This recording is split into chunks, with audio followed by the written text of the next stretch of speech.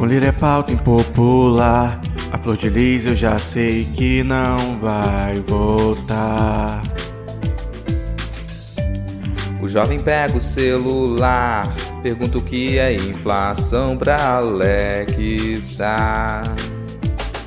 Enquanto isso, o chifrudo liga a TV e sobe o tom. Prenderam Bob e Jefferson. Não tem o povo, só sobrou o filho pentelho, agora a casa cai. Falta a carta do Mourão. Não adianta dar seu show, STF ameaça. Só o ministro foi você quem indicou. O Sérgio da Porteira tá pronto pra financiar, mas vai parar na tela do Cidade Alerta. E eu vou rir pra não chorar.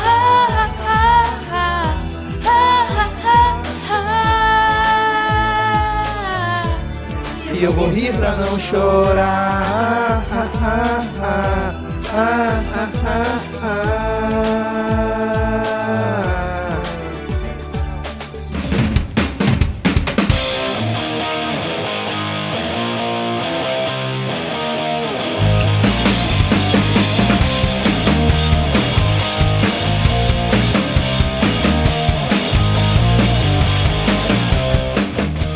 Olá, cidadão e cidadã, tudo bem? Eu sou Vitor Souza, falando diretamente do dia 17 de agosto de 2021. Está começando mais um episódio do Midcast Política, o nosso formato que traz informação, pistolagem e bom humor na medida do possível, debatendo fatos que ocorreram na última semana e que influenciam no cenário da política nacional. E hoje aqui comigo temos ela, diretamente da terra de Leonardo Gaciba, Adi Ferrer. Tudo bem, Adi? Tudo bem, eu acho que é um elogio, eu não sei quem é, então, eu vou levar como elogio, então tá tudo bem, boa noite. A cara de interrogação de vocês quatro foi, assim, impagável, cara. Leonardo Gaciba é um grande árbitro do futebol brasileiro e muito famoso, cara. Entendi. Da sua terra aí.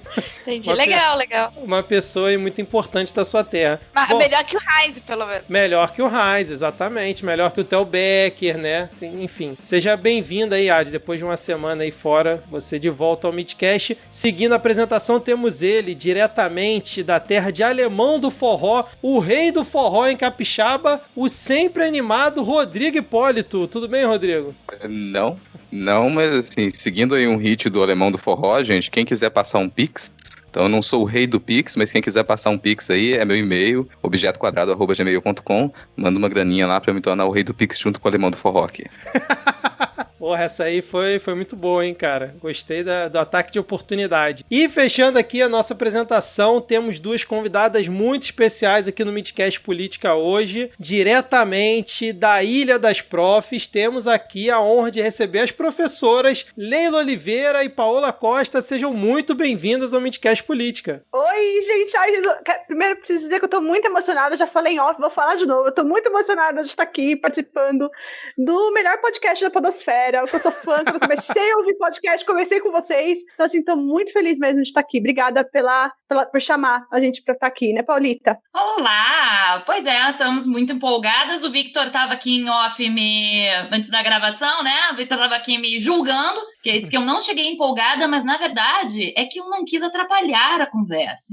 Quis separar o diálogo, é isso. Mas é isso aí, olá. E somente olá para os internautas. Quem não for internauta, a gente não dá oi. Maravilha, muito bom aí. A gente fica feliz demais de conseguir finalmente gravar aqui com vocês. A gente já esteve presente lá no canal, a Adi já várias outras vezes, além do Midcast mesmo, né? E a gente fica muito feliz aqui com a participação de vocês. Espero que vocês não se arrependam de finalmente ter conseguido vir aqui gravar o Midcast Política, beleza? Então vamos lá. Lembrando que se você quiser seguir o Midcast nas redes sociais, nós estamos no Twitter e também no Instagram com o perfil @podcastmedia. Adi, Rodrigo, Leila e Paola, deem aí as suas arrobas para que os ouvintes possam seguir, interagir com vocês, mandarem aí mensagens de amor e carinho. Nossa, por favor, mandem mensagens de amor e carinho para mim.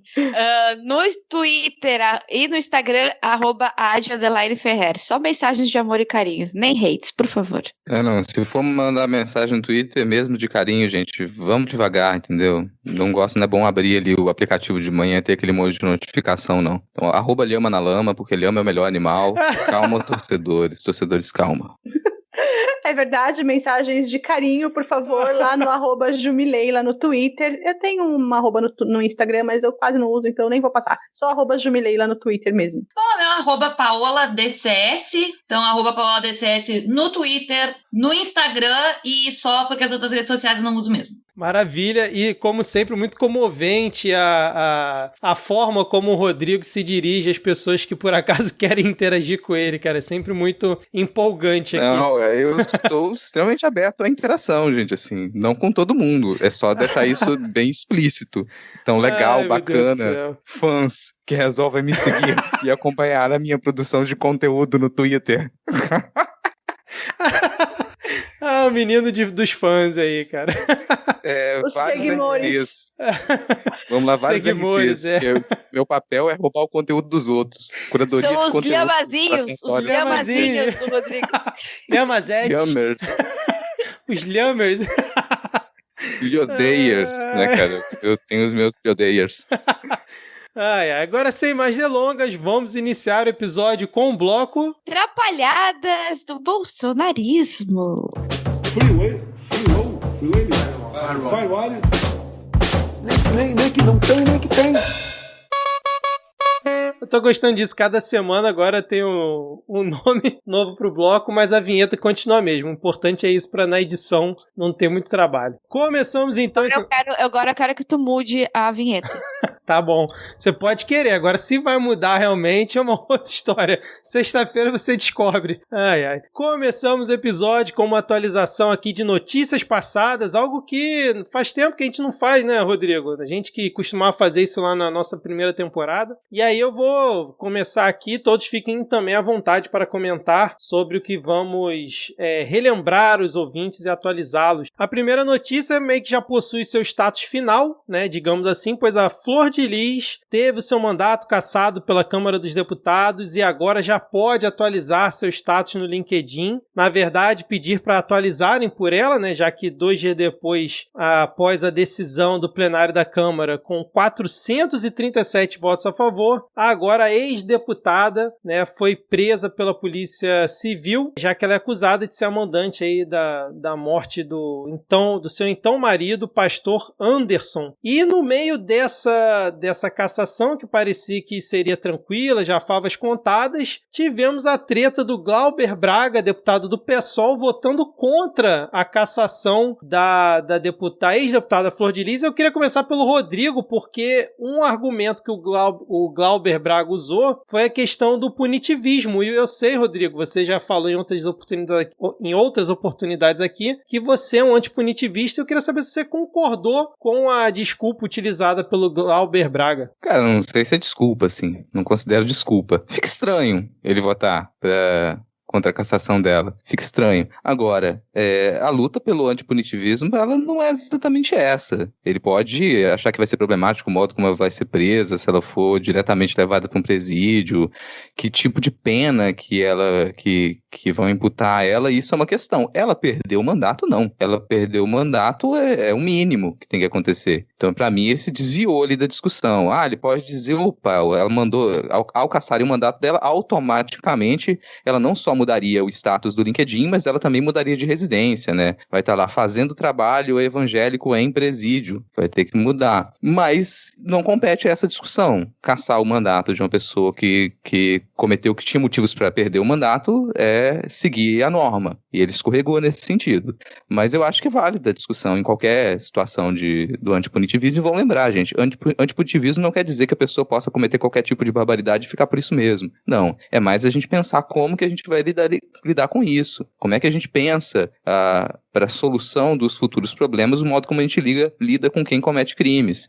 E caçar um mandato de uma pessoa que provavelmente foi mandante de um assassinato não tem relação com o debate punitivista, antipunitivista. Eu tô chocada, na verdade, que eu descobri há pouco tempo, por causa da Leila, que não é Flor de Lis. Eu ia É Flor Delis. É mesmo? É Flor Delis? É Flor Delis. Ah, rapaz, eu não sabia dessa, não. É Flor Delis, que eu acho até que combina mais com a pessoa. Flor de Lis é muito bonito. Flor Delis, acho que combina mais com a pessoa. E o detalhe, né, que é o marido que foi genro e que depois primeiro foi filho, depois foi genro e que virou marido. A família muito unida e também muito oriçada, essa, não é verdade? A família Sim, bacana. Cara, convenhamos que o filme ia ser muito mais interessante se o filme Com certeza. tratasse Será que vão fazer um remake depois, cara? Pra atualizar? Eu acho Eu que deveriam. torço Todo pra que apoio. isso aconteça. E Eu queria- acredito, inclusive, que tem que ser com o elenco original trabalhando de graça. Sim.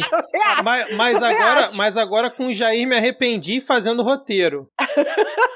Seria o máximo. Ela tem que narrar, ela tem que fazer a narração. Tem que ser uma narrativa em terceira pessoa. Sim, aquela voz, né, do narrador que tudo sabe, narrador onisciente. E já Ali. falaram que ela tá autografando Bíblia no presídio, tá? Virou popstar lá, né? Não, e foi lindo ela saindo pro presídio com a Bíblia na mão, ela arranjou uma Bíblia enorme, saindo, fé em Deus, igual aqueles bandidos que a gente vê no filme, fé em Deus, ela saiu igual, fé em Deus, e foi pra cadeia. Então, assim, é o buraco onde nós estamos inseridos, porque infelizmente essa mulher representa uma camada grande da igreja, tem muitos fiéis, portanto, influencia muita gente, e Não, e é o que caso... a gente tá vendo na igreja hoje, basicamente. E caso eu esteja errado, vocês me corrijam, mas a ideia da cassação do mandato dela não era porque ela é acusada de matar o marido, mas porque ela estava usando o mandato para poder atrapalhar as investigações. Era Sim. esse o argumento, né? Sim. Então acho que realmente... Matar o marido, tudo bem, Victor. Sim. Agora, Não podia separar. atrapalhar Daí a investigação sendo deputada é diferente. Sim. Não, e o legal foi um dos argumentos que ela usou, né? Tipo assim, não podia. Acho que foi num áudio que pegaram, foi numa mensagem de WhatsApp que pegaram à época, que ela falou assim: que se ela se separasse, ia escandalizar todo mundo. Separar, não, matar, tudo bem. Cara, Sim, mas mandar depois que eu matar. assisti aquele documentário lá da Elise Matsunaga, eu realmente acho que matar o marido é o problema de menos aí. Às vezes nem é o problema. Gente, olha só, contém ironia nessa frase do Rodrigo, tá, gente? Só pra deixar claro aqui. Qual parte da frase eu não vou dizer.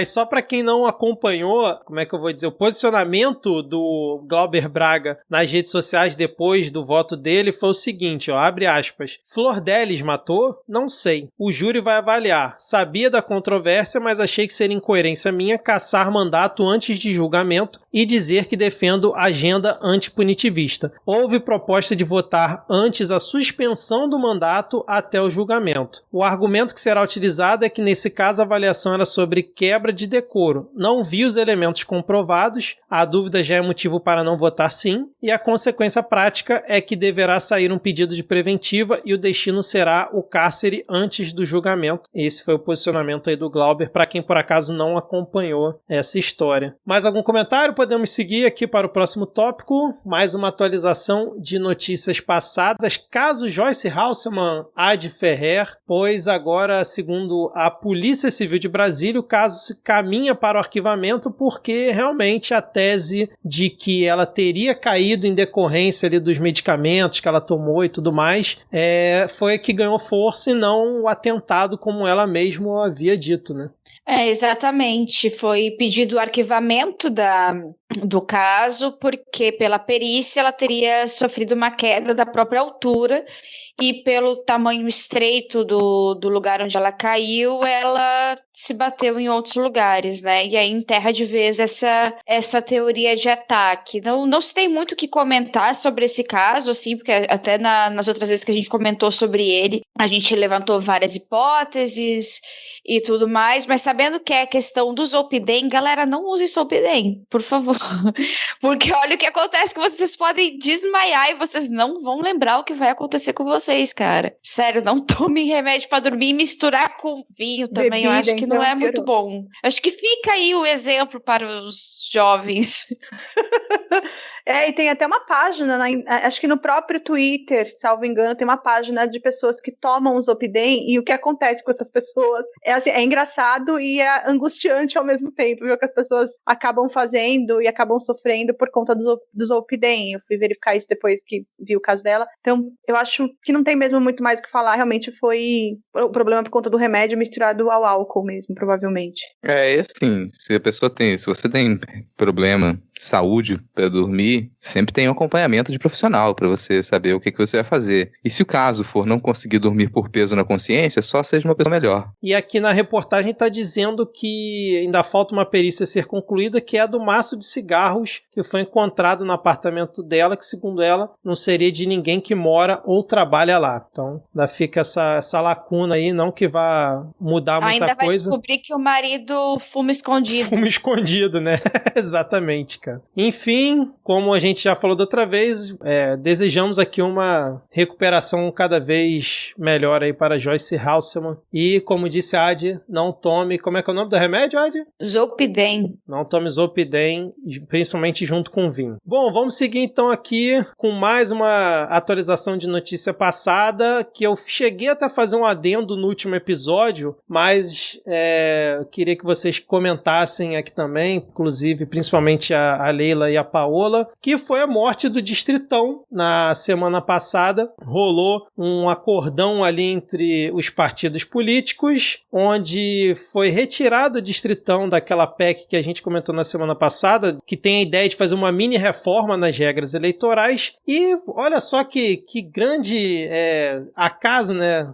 As coligações voltaram justamente nesse acordo, algo que assim ninguém imaginava que poderia acontecer, né? Esse bode na sala que era o Distritão. E agora a Câmara dos Deputados ia votar, acho que hoje, o segundo turno da PEC, mas eu não vi notícia de que já tenha ocorrido. Por enquanto, estamos ainda com o primeiro turno apenas, que foi esse acordo em que morre o Distritão e volta a coligação. O que vocês acharam disso? A Paola vai saber falar disso até melhor que eu, mas é como você falou, né? O Distritão, na verdade, foi só o balde na sala, foi só o lance para fazer mais barulho e eles voltarem com o sonho que eles tinham de ressuscitar mesmo as coligações. Eles queriam isso e aí não queriam dar muita pinta, né? Não queriam dar muita pinta. Colocaram lá o Distritão para fazer barulho e todo mundo falar, mas o que na verdade eles queriam acabou passando, que foram a volta das coligações. Vai aí, Paulita. Quem diria que eles iriam fazer algo que iria beneficiar o Centrão, né? Nunca imaginou que eles iam fazer algo assim que beneficiaria esse tipo de grupo. Isso é coisa, né? Quando? Que eles iam se defender, né? Que eles iam se defender, que eles iam querer o deles ali, que eles iam votar para si. Porque na verdade o fim do Distritão e a questão de retorno das coligações, ele beneficia muito esses partidos que não têm ideologia, né? Aqueles partidos aluguel, que é o chamado partido de aluguel. Então, convenhamos, é essa galera do Centrão, é essa galera que tem alguns grupos bem personalistas, enfim, né, para puxar voto, a puxação de voto que a gente já conhece, pegam aqueles candidatos um pouco mais fortes para puxar voto para os outros dentro da coligação. Isso acontece muito para a Câmara Federal, mas acontece muito para câmaras estaduais também. Então a gente acaba vendo o aumento de algumas bancadas em função dessas coligações, em função dessas figuras públicas, ex-governador, ex-presidente da República, galera que já está há muito tempo dentro das câmaras. Então, assim, a gente já tá meio que percebendo o que ia acontecer. E foi mais barulho também, vamos convir que foi uma cortininha de fumaça bacana para outras boiadas passarem, né? Lembrando sempre que essa PEC originalmente era apenas para proibir a realização de eleições nas vésperas de feriado nacional. É sempre bom lembrar esse ponto aqui. Rodrigo, Adi, algum comentário? Cara, no episódio passado, foi até engraçado, porque depois que a gente terminou de gravar o episódio, eu mandei uma mensagem pro Vitor. Vitor, eu não me lembro muito bem o que eu comentei. Eu comparei Distritão com Centrão ou coligação com Centrão. Se foi o primeiro caso, tá errado. Se foi o segundo, tá certo. Bom, e era o segundo, né? Porque coligação é sinônimo de Centrão. É a mesma coisa. E tem uma fala de alguma parlamentar do PSOL durante a votação do primeiro turno, não vou me lembrar quem agora, que comentou, se fosse no esquema Distritão, metade desse povo aqui, de apoio ao governo, não teria entrado, não teria sido eleito, teria ficado para trás. É isso que vocês querem? E aquilo ali me deixou meio óbvio que, bom, ninguém lá que quer realmente o Distritão. Essa proposta ela já foi enterrada em 2015, fizeram um retorno do Distritão morto-vivo em 2017, enterraram de novo, e agora outra vez. com essa nítida intenção. Agora, vai ficar uma certa dúvida aqui com a coligação também, quem que eles vão conseguir puxar nas próximas eleições. Muita gente ali na Câmara dos Deputados já está meio travado pensando, será que eu consigo me reeleger nas próximas eleições? Porque foi eleito às vezes na onda bolsonarista, não tem uma base muito consolidada, e que agora se não fosse o sistema de coligação, provavelmente não voltaria. Vai ficar muito mais difícil a gente conseguir fazer certo tipo de ajuste na Câmara e nas assembleias com a coligação. A gente vai voltar a ficar um pouco mais perdido ali nas campanhas políticas, mas para mim essa é a intenção. Esse povo que já sabia que a possibilidade de que se reelegesse era pequena e a saída para conseguir se reeleger agora é bancar uma coligação. Algum comentário, Adi? Estou satisfeita pelos meus colegas que fizeram comentários maravilhosos. Beleza, então. Eu só fiquei realmente curioso com o texto dessa PEC, né? Que um dos pontos que a gente comentou e que permaneceu é que a data da posse do presidente e dos governadores passam para os dias 5 e 6 de janeiro. E se vocês puderem me ajudar, eu não vi qual foi a justificativa disso. Porra! A eleição é em outubro. Pô, Vitor, o que você faz no dia 31 pro dia 1º, rapaz? O que você faz? O que todo mundo espera que você tá fazendo? Você vai marcar posse no dia 1º. O pessoal tá chapadaço, meu amigo. A galera tá totalmente drogada. E você vai querer marcar posse pro dia 1º. Eu já tive que trabalhar numa posse de governador no dia 1º. Trabalhava no Palácio do Governo aqui, dia 1º. Aí, pessoal, vamos pro Réveillon. Pro Réveillon, vai pro Réveillon, faz o que tem que fazer, que é o que as pessoas fazem no Réveillon, e aí 5h30 da manhã tá lá, vestindo um uniforme bonitinho, com aquela cara agradabilíssima de quem não consumiu tudo que não deveria consumir numa noite, melhor, em menos de 4 horas. Você acha que alguém quer posse? Você precisa ali de pelo menos 4 dias pra poder se restabelecer, cara. Muita água tônica, entendeu? Muita cama, massagenzinha, pra poder voltar pra posse dia 5, dia 6. Mas vou te falar, eu acho isso bem legal, porque as eleições de 2022, com muita fé, a gente vai mesmo comemorar em grande estilo, com a saída do Bolsonaro de lá. Eu acho muito justo que seja mesmo no dia 5, pra gente poder, de fato, se recuperar até lá, porque vamos precisar. Então, mas a gente não vai se recuperar, porque eu vou começar no dia 24 e eu vou parar só no dia da posse. Mas o que eu achei legal é que eles botaram dos governadores pro dia 6, então os governadores vão poder ir tranquilamente pra Brasília, né, bajular o presidente eleito, participar da festinha, depois voltarem lá pros seus estados e participarem da posse no dia seguinte. E tá errado. Não, exatamente, não. Os governadores aproveitam, vão passar a virada em Brasília, movimentando a economia. Isso. Né? E assim, já vão pra posse do presidente, beber, comer de graça às custas da gente, e depois ainda tem a posse deles, que eles vão poder comer e beber à custa da gente. Ah, muito bom. Não tô criticando, não. Eu tô elogiando. Essa foi uma boa. Essa quebra de dias foi bom. Não entendi o porquê postergou, mas...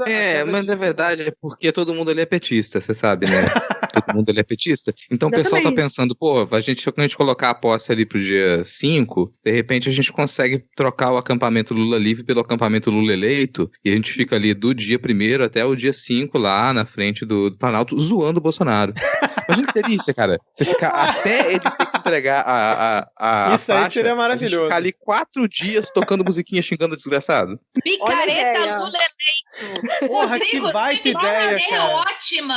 Já começa a preparar o Abadá. Abadá. Vai pra posse, a gente vai fazer o acampamento Lula eleito. Muito obrigada, Rodrigo. Que baita ideia, começa a cara. vender Abadá, porque vai fazer sucesso. Olha, um case de sucesso. Vender Abadá para acampamento Lula eleito. Olha aí vai ser só a gente lá de opalão descendo a rampa do Planalto.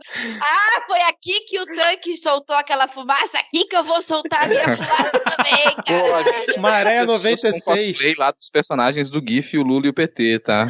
Pessoas só façam cosplay. Caramba, cara. Vai ser muito bom isso. Você, ouvinte, ouviu primeiro aqui no Midcast, hein? O Rodrigo, tem que patentear essa depois, hein, Rodrigo? Pra depois... Patentear, cara. Fica querendo arrancar lucro de todo mundo. Não. Creative Commons. Tá liberado. Acampamento Lula... Gente, a gente tem que jogar isso no Twitter. Acampamento Lula eleito. Gente, sucesso. Joga nada, Leila. Deixa que eu vou montar. Joga não.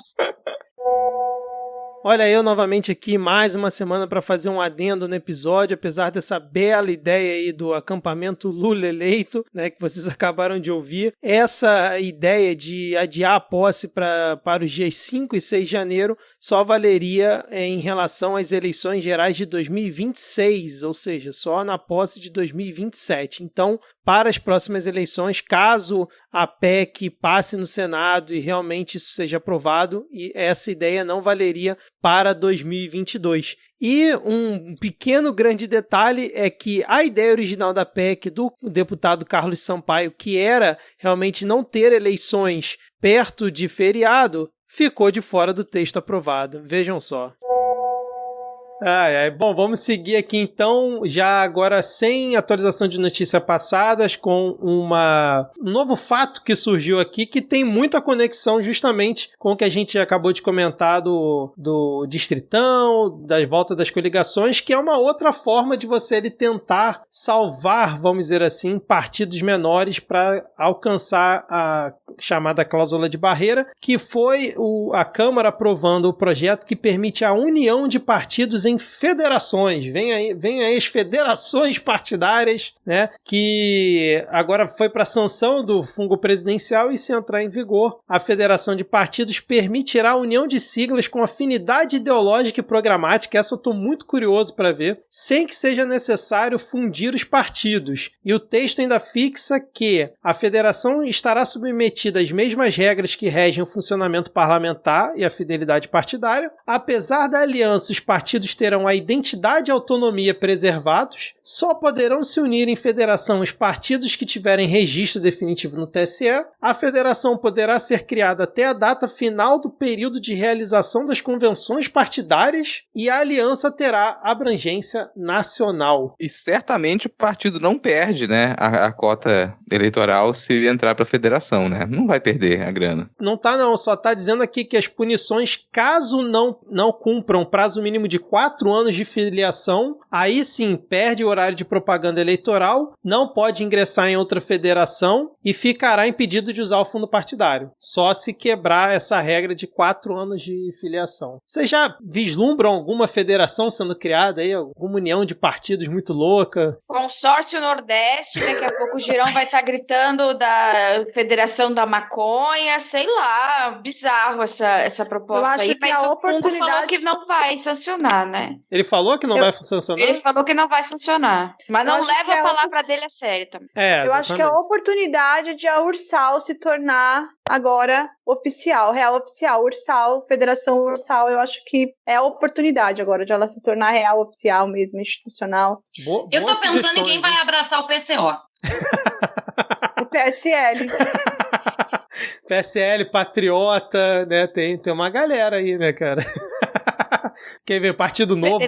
Imagina uma federação Partido Novo e PCO, bicho. Ia ser, assim, sensacional. Eu tô até vendo aqui, cara, os partidos, ó, que tem na Câmara dos Deputados, ó. Só pra gente ver, ó. Tem Solidariedade, Avante, Podemos, Cidadania, PV, Rede. Nenhum desses vocês vislumbram aí entrando em federação? Cara, a federação vai ser o Centrão. O Centrão ele vai se colocar como federação. E tô tentando até positivar esse nome, né? Não sei se já acompanhou alguns comentários, assim, do pessoal falando, nossa, mas sempre falam Centrão como se fosse algo negativo. Vários partidos em diálogo, vários partidos que se mobilizam para poder levar à frente reformas e aprovações e pipipi, popopô. Como que isso é negativo? O pessoal tá querendo positivar isso, daqui a pouco vai vir uma federação Centrão aí, cara. Essa narrativa de transformar o Centrão em uma coisa positiva vem do próprio presidente da República e do general Heleno, né, que antes cantou aquela se gritar pega Centrão não fica um, meu irmão, e agora diz que o Centrão, na verdade, dessa forma pejorativa, não existe, né, e o próprio presidente Bolsonaro já disse que ele faz parte do Centrão, então essa maquiagem realmente tem acontecendo. Então temos aí sugestões, né, Federação do Centrão, Federação da Ursal e Federação Consórcio do Nordeste, né, são as apostas aqui por enquanto, né, e também nada impede que daqui a 2 anos eles façam um novo projeto para justamente desfazer as federações, caso não dê certo, para ninguém precisar ficar esperando 4 anos de filiação lá para poder desfazer, né? Já que, por exemplo, as coligações que só valeram para as eleições de 2020 já estão aí em vez de fato de morrer, de voltar, né? Novamente, caso passe no Senado, que aí é outra história. Bom, mas então ficamos aqui na expectativa das federações partidárias. Agora, uma coisa que não precisamos mais ficar na expectativa, Rodrigo, é sobre Bob Jefferson, o grande patriota conservador, defensor da família brasileira, Roberto Jefferson, né, esse ícone de virilidade, foi preso pela Polícia Federal no inquérito das milícias digitais na última semana. E aí, Rodrigo, comemoramos ou um pé atrás, como sempre, nesse inquérito? Eu não comemoro nada, assim, mas é impressionante como que tá ali um dos poucos ex-presidiários, né, que pode começar a aparecer entulhado de arma nas redes sociais e não ser detido por isso. Qualquer outra pessoa que passou pela cadeia e vai postar foto apontando arma por aí, já seria detido muito antes, né? Roberto Jefferson é um fenômeno, cara, porque o pessoal às vezes começou a conhecer o Roberto Jefferson agora, né, depois da onda bolsonarista, mas, gente, procurem vídeos antigos do Roberto Jefferson, dele jogando merda no ventilador, quando ele tava para ser pego em outras investigações, né? Aí vocês vão perceber a alucinação daquele sujeito. Me impressiona que ele não tivesse sido preso antes, mas me impressiona mais os bolsonaristas terem ficado realmente ressentidos. Me dá a impressão de que eles se importavam com o sujeito, de que ele realmente tinha alguma voz ali, as pessoas se importavam com ele. Cara, às vezes, quando eu penso que eu sei em que buraco esse pessoal tá, o negócio fica mais fundo ainda. Eles realmente se importavam com a figura do Roberto Jefferson, ele realmente era um grande líder pra eles ficarem tão ressentidos assim? Realmente, né? O Eduardo Bolsonaro comentou, todos os influencers bolsonaristas comentaram, o próprio presidente, né, comentou indiretamente sobre ele. Realmente é curioso isso, né? O grande Bob Jeff aí sendo um ícone para a extrema-direita. Isso de surpreender que ele não foi preso antes, hoje saiu uma notícia de que a PF já queria prender o Roberto Jefferson e não teve o pedido acatado. Agora só não lembro se foi pela PGR ou não nesse caso. E aí eles foram atrás do STF, o STF permitiu aí a prisão do Roberto Jefferson. Esse não, o último vídeo que foi o motivo da prisão não foi o primeiro. E, curiosamente, também não foi o último ataque dele às pessoas que mandaram prender ele. No próprio pedido ali de prisão preventiva, ele escreveu: isso é coisa do canalha do Moraes, tá ligado? Sim. Foi esse nível, assim. Foi bizarro. Aquela coisa, punitivista menos pra fascista. Porque ele antipunitivista menos pra fascista. Porque ele merecia ser preso. Não há lugar nenhum no mundo em que uma pessoa aparece com 2 armas na mão, ameaçando atirar em outra autoridade, essa pessoa se mantém livre. Viu, Marcos Rogério? Em nenhum lugar do mundo, Marcos Rogério. Você saberia disso se você tivesse passado na prova da segunda fase da OAB. Como não passasse, você não sabia disso. Mas em nenhum lugar do mundo. Ah, o cheio de idade. Leila, Paola, o que vocês acharam aí da prisão de Bob Jeff? Eu acho que o Chapatinho não gostou do comentário da Ed Ferreira.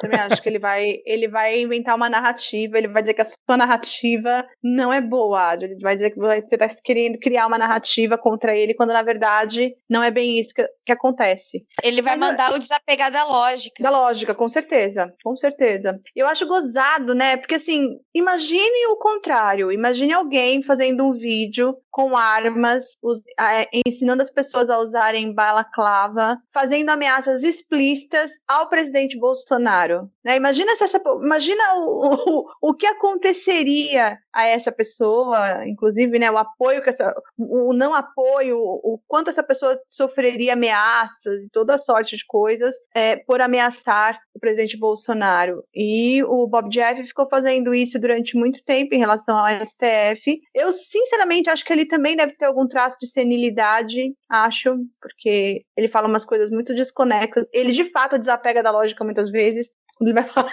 Quando ele fala dos comunistas e da nova ordem, todo um mundo paralelo. Acho sim que ele tem algum traço de senilidade, mas eu fico contente assim um pouco, porque eu sei que não vai durar, não sei nem dizer, não entendo de direito, não sei nem dizer se é uma prisão legal mesmo ou se há alguma arbitrariedade nisso. Eu vou te dizer, no que concerne a essa pessoa, eu comemoro um pouquinho, mesmo sabendo que daqui a pouco ele vai sair. Eu acho bom, me dá um quentinho no coração saber que pelo menos ele ficou um pouquinho preso. Mas, ô Leila, você falou aí do vídeo, já tivemos um vídeo com esse tipo de ameaça, vocês não lembram que Bia Kicis divulgou aquele vídeo das Farc apoiando o Lula e ameaçando o Bolsonaro? Pô, a gente teve real um vídeo nesse mesmo nível, né, cara?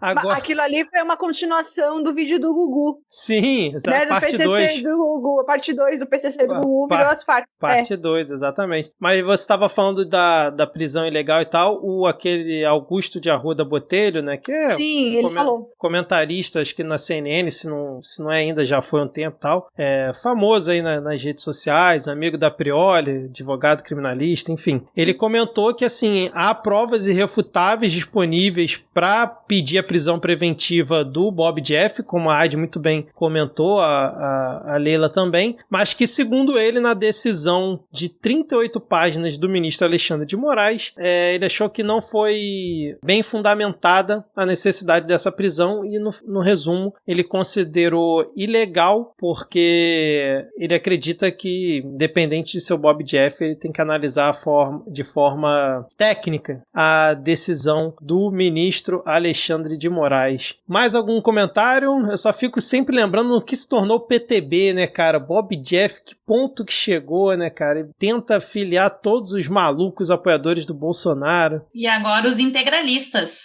E agora os integralistas, muito bem lembrado, Paulo. 2021, o que nós temos no Brasil? Integralistas. Exatamente, cara. Bom, vamos então continuar acompanhando aí, continua o chororô nas redes bolsonaristas pela prisão do Bob Jeff, todo mundo falando que é ilegal, que isso é um absurdo, que tá na hora de reagir e tudo mais, e acabou que o nosso fungo presidencial reagiu. Muitas pessoas têm falado que foi justamente por causa da prisão do Bob Jeff, vale lembrar que quando teve aquela busca e apreensão na casa de vários bolsonaristas, né, que foi o famoso acabou porra lá do Bolsonaro, e agora no último sábado, a gente estava até comentando, né, que a gente acorda com uma ameaça de golpe, né, cara? Cada dia a gente acorda com uma ameaça de golpe diferente. O Bolsonaro, dentre outras coisas, afirmou que irá pedir o impeachment do Barroso e do Alexandre de Moraes com a seguinte aspas, vou ler aqui, ó. Todos sabem das consequências internas e externas de uma ruptura institucional a qual não provocamos ou desejamos. De há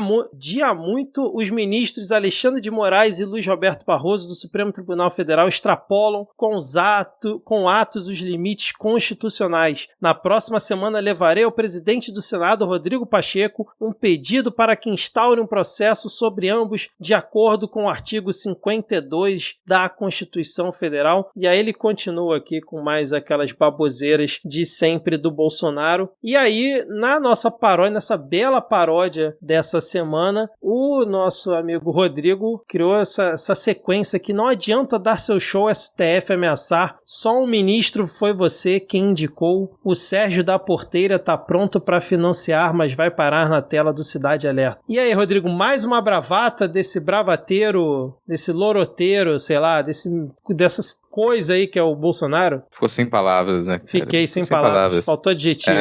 Não há o que dizer, só sentir. Mas, cara, de bravata em bravata, o cara chega lá, e isso é um problema, porque a gente aos poucos se acostuma e fala, não vai rolar, isso é só mais uma, não vai acontecer. Só que a coisa escalona, e a gente aceita cada vez mais absurdos, porque, no fim das contas, só por essas atitudes que ele tomou, isso já seria suficiente há muito tempo para um presidente ser destituído. E aí fica aquela dúvida também, né, se o antipunitivismo de algumas pessoas não vai bater muito forte na hora de você destituir um presidente.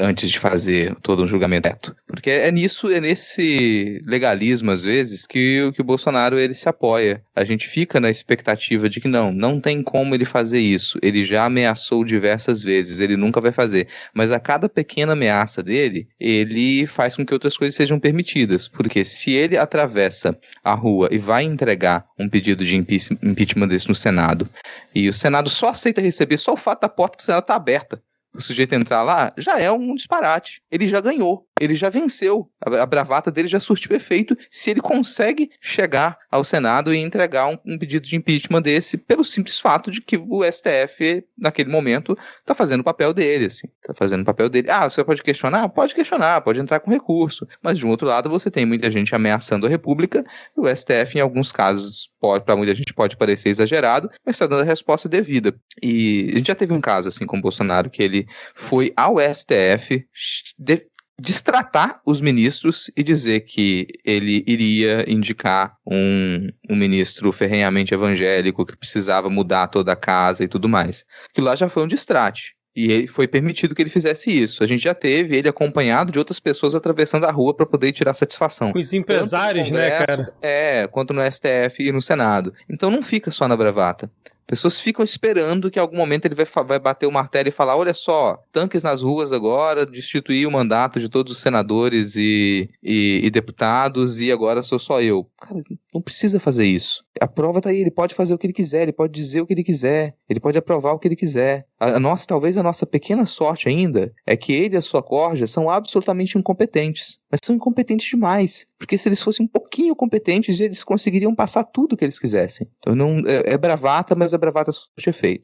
E, assim, uma coisa que tinha acontecido logo no início, com os inícios dos trabalhos da CPI, era que, de repente, não era mais o Bolsonaro que estava pautando tudo o que estava acontecendo, pautando o noticiário. Isso se reverteu novamente. Ele fica de bravata em bravata, e aí ele faz com que ele pauta o discurso, ele pauta as notícias o tempo todo, com os absurdos que ele faz, e, ao mesmo tempo, a oposição, que, vamos combinar, não tem nem feito muita coisa, mas a gente fica reagindo muito reativamente. Olha, o Bolsonaro fez isso, a gente vai lá e reage. Uma prova disso, gente, é a questão do voto impresso ter virado o fuzuê que virou. Voto impresso nem era pauta. Ninguém estava preocupado com o voto impresso. Mas o Bolsonaro fez com que virasse pauta, com que fosse votado, com que virasse notícia, com que ocupasse espaço na mídia durante tanto tempo. Isso não era uma pauta. Então, assim, é como o Rodrigo bem falou, ele vai normalizando os absurdos e escalando esses absurdos num nível que o pessoal a gente chega num ponto em que, principalmente a imprensa, quando a gente vai falar, a gente chega num ponto que a gente está esperando exatamente isso. Vamos ver que horas que ele vai despirocar de vez e vai decretar a ditadura. Quando, na verdade, a gente sabe que ditadura não tem estreia, gente. Ditadura, ela vai, e a gente está vivendo um período em que ele está comendo mesmo pelas beiradas e está implodindo as instituições, está comendo as instituições por dentro. E imaginem a Dilma falando um dedinho mindinho, a unha do dedinho mindinho do que o Bolsonaro fala sobre a STF todo dia. Todo dia ele fala alguma coisa sobre algum ministro do STF. Todo dia ele fala alguma coisa sobre fraude eleitoral. É um absurdo atrás do outro. Isso vai sendo normalizado porque estão aguardando ele vir com uma outra grande bomba. Não precisa mais. Ele já está esgarçando o tecido institucional de uma forma que, assim, eu fico pensando que talvez as pessoas falam, ele já atravessou o Rubicão. Tantas vezes ele atravessou esse Rubicão que às vezes eu fico pensando qual vai ser o ponto de inflexão, né?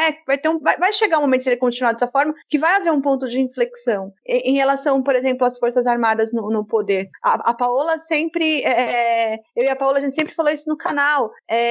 O pessoal ainda estava falando, tem uma ala do Exército, que é uma ala mais moderada, que não está a favor do que o Bolsonaro está falando. E a gente sempre dizendo, olha, gente, se tivesse isso de fato, todo mundo tinha entregado os cargos quando foram demitidos os 3 ministros. Tinham mandado todo mundo debandar, todo mundo entregar cargo, todo mundo que era da ativa, da reserva, vai entregar cargo de primeiro, segundo, terceiro escalão. E não foi feito assim. Então, ele tem o apoio. É que nós temos a sorte, primeiramente, de eles serem muito incompetentes e do povo não tá caindo nessa bravata, né? A gente tá vendo as pesquisas que saíram hoje de intenção de voto, ele perde em todos os cenários. Então, assim, essa ainda é meio que a nossa sorte, mas é um absurdo o que ele faz em termos de comunicação mesmo, né? Perde, inclusive, pro Ciro Gomes no segundo turno, calando a boca dos críticos aí, Adi Ferreira e Rodrigo Hipólito, que sempre criticam o Ciro Gomes neste podcast. Mas, meu querido, a essa altura uma pedra ganharia de Bolsonaro.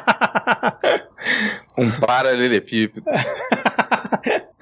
De craque. Não, o Felipe Neto tweetou que até o Los Hermanos ganharia e Los Hermanos virou trend topics por conta disso. Agora, antes da Paola ou Adi comentarem aí, não sei se elas querem comentar sobre isso, hoje o Bolsonaro direcionou seu ataque para mais um ministro agora do TSE, o Luiz Felipe Salomão, porque ontem saiu uma decisão, né, que ele mandou suspender a monetização em redes sociais de canais e perfis que aí, segundo o inquérito lá do Alexandre de Moraes, divulgam notícias falsas contra o sistema eleitoral. Isso foi um pedido da Polícia Federal. A decisão foi do ministro do TSE, mas foi a pedido da Polícia Federal, e aí movimentou toda a base, tá todo mundo realmente atacando. E a própria Polícia Federal disse que o método usado é o mesmo método de Trump e o maior beneficiado é Jair Messias Bolsonaro. Isso vem da Polícia Federal, isso não vem do TSE.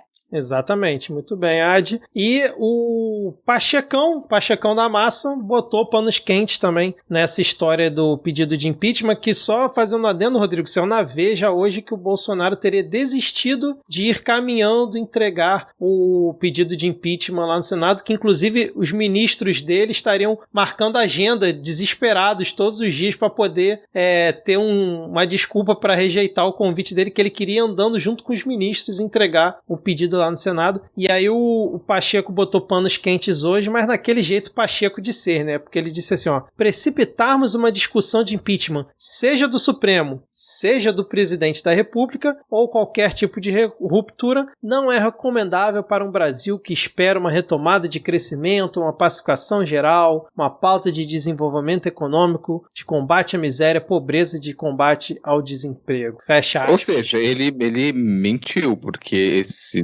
Brasil não existe. Tem alguém esperando a retomada econômica da paz? Você não confia no Paulo Guedes, cara? Sério? Eu tô numa boa. Nossa, não. Eu tô aqui chocado. Eu desconhecia isso. Eu tô até agora mais confiante. Tô repleto de esperança. Meu coração tá mais quentinho depois de eu ver essa declaração do Pacheco. Porque eu acreditei que a gente tava na merda. Eu acreditei que a inflação tava comendo a gente tá me comendo pelos pés já. Agora, cara, eu tô super mais tranquilo, gente. Vou até pegar as minhas finanças aqui, um pouquinho de economia que eu tenho e sair gastando. Vou sair gastando, porque o dia de amanhã vai ser luminoso. Basta não botar pra correr nenhum impeachment, né? Seja do STF, de ministro do STF ou do Bolsonaro, tá tudo certo. Por favor, Paulo Guedes, venha no mercado aqui do meu bairro que eu quero te agradecer.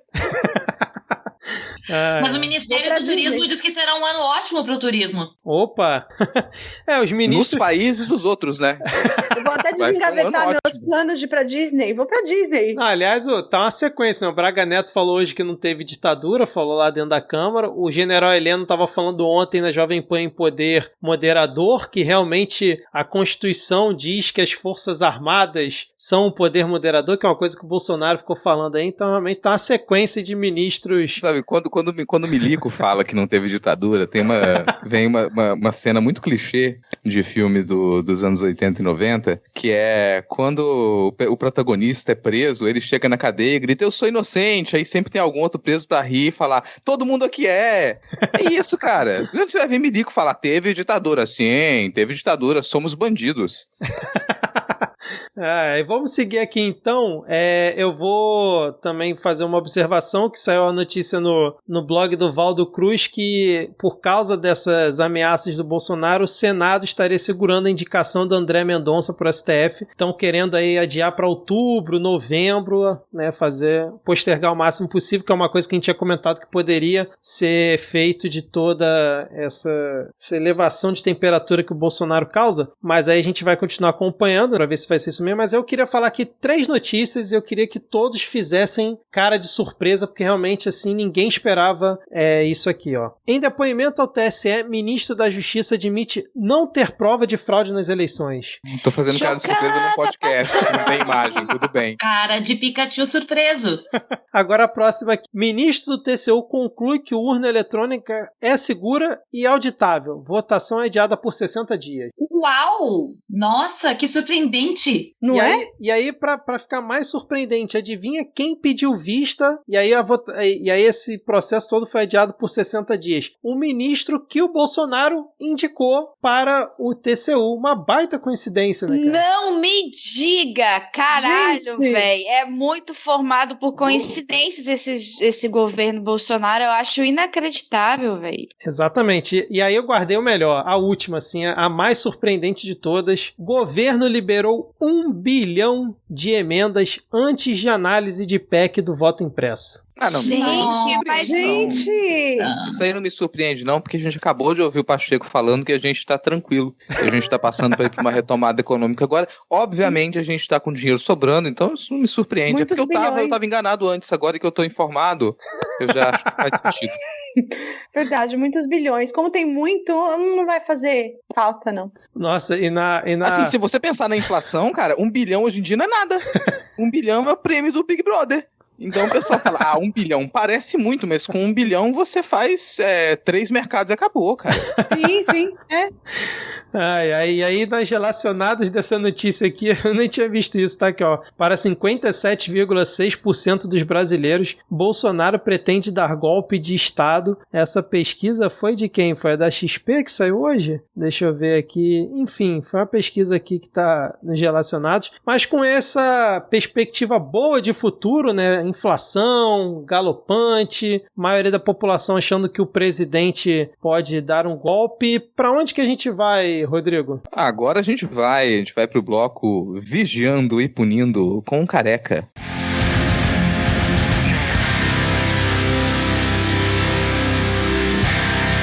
E por que a gente vai começar aqui o ponto da pauta com Vigiando e Punindo? Porque, bom, uma notícia que parece agradável, já que a gente comemora muita coisa, mas não comemora muito não, né? O nosso carequinha, o Alexandre de Moraes, Xandão determinou que o Bolsonaro seja investigado pelo vazamento de dados sigilosos da PF, da Polícia Federal. Para quem não se lembra, o Bolsonaro, ele vazou um inquérito da Polícia Federal que investigava um ataque hacker ao TSE. E que depois foi explicado pelo TSE também, né? Que não tinha relação nenhuma com fraude na eleição. Mas o fato é que o inquérito era sigiloso. O Bolsonaro pediu para quebrar o sigilo para poder divulgar aquelas informações de uma investigação que ainda não tinha sido concluída. Bom, aparentemente você vazar dados de investigações sigilosas é crime. É crime. Surpresa. E o nosso Foucault, o Foucault Tupiniquim e o Foucault brasileiro, ele determinou a abertura dessa investigação. A gente já tem 5 inquéritos abertos contra o fungo presidencial. Em nenhum deles, infelizmente, ele é réu, porque para ele se tornar réu, seria necessário que o Procurador-Geral da República, Augusto Aras, apresentasse uma denúncia formal de crime ao STF. Já tem muita pressão, os ministros do STF já pressionaram, falaram, e aí, vai trabalhar? O que você faz? Qual é a sua função? Você tem crachá? O que você faz em Brasília? Porque a gente não sabe mais. Ele não abriu ainda, não pediu, não denunciou formalmente o presidente, é só ele que pode fazer isso, né? Então o Bolsonaro está investigado por interferência na Polícia Federal.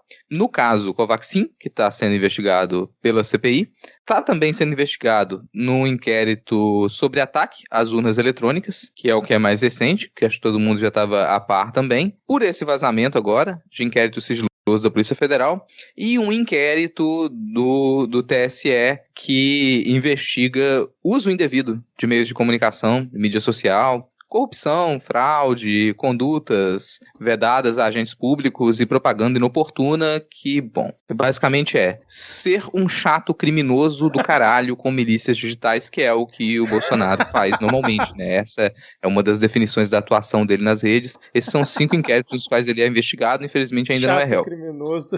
E vem aí, curandeirismo, falso exercício da profissão de de... Exercício ilegal da medicina. Exercício ilegal da medicina. Vem aí falsidade de documento oficial. Vem também a caralhada de fake news.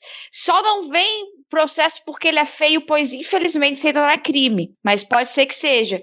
E, por incrível que pareça, é pouco para todos os crimes que Jair Bolsonaro cometeu. Porque, como vocês bem sabem, eu fiz a minha fama, a minha carreira, em cima de uma vírgula sonora. Se chega um ponto de uma mulher de 27 anos fazer uma carreira em cima de zoando você porque você comete crime de responsabilidade todos os dias, cara... Ô, Ad, qual seria a vinheta? Vai que o ouvinte tá chegando aqui hoje. Ou não, mais um crime de responsabilidade. Vinheta consagrada aqui no Midcast, no Ad News e no Medo e Delírio em Brasília, né, cara? Muito utilizada por lá também. E aí, Paola... Tem até funk. Tem até funk, é verdade, cara. E aí, Paola, Leila, animadas com esses inquéritos? Vocês acham que vão dar em alguma coisa? Infelizmente é um DIC, né? Não um DIC vicarista, mas aquele DIC que represa tudo que concerne ao Bolsonaro, no caso, Augusto Aras. Ele conta com esse DIC e tá lá, né? Vamos ver o dia que esse DIC vai se rachar e deixar tudo fluir. Mas, por enquanto, tá parecendo o intestino do Bolsonaro mesmo, tudo entupido. Então, só a questão do Augusto Aras, né? A gente fica pensando na questão da CPI, ali com a Covaxin, curandeirismo, exercício ilegal da medicina, e pensa que tudo isso vai para o relatório final do Renan Calheiros.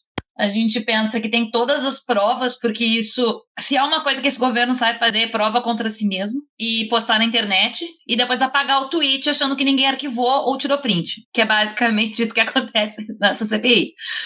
E cara, tem que passar pelo Congresso. Então, assim, a gente viu com a questão do voto impresso que ele não teve ela não teve o número de votos, né, necessários para passar a PEC do voto impresso, mas ainda assim eles ficaram com um saldo positivo. Então, passar o impeachment, passar qualquer coisa por ali primeiro, não sei, gente, não vai passar não. Vai passar não. Eu acho que depende muito agora da onde que vai cair a lealdade do Arthur Lira, porque a gente está vendo essa pequena foto de que realmente não tem como passar nada a favor da população brasileira com essa Câmara que a gente tem.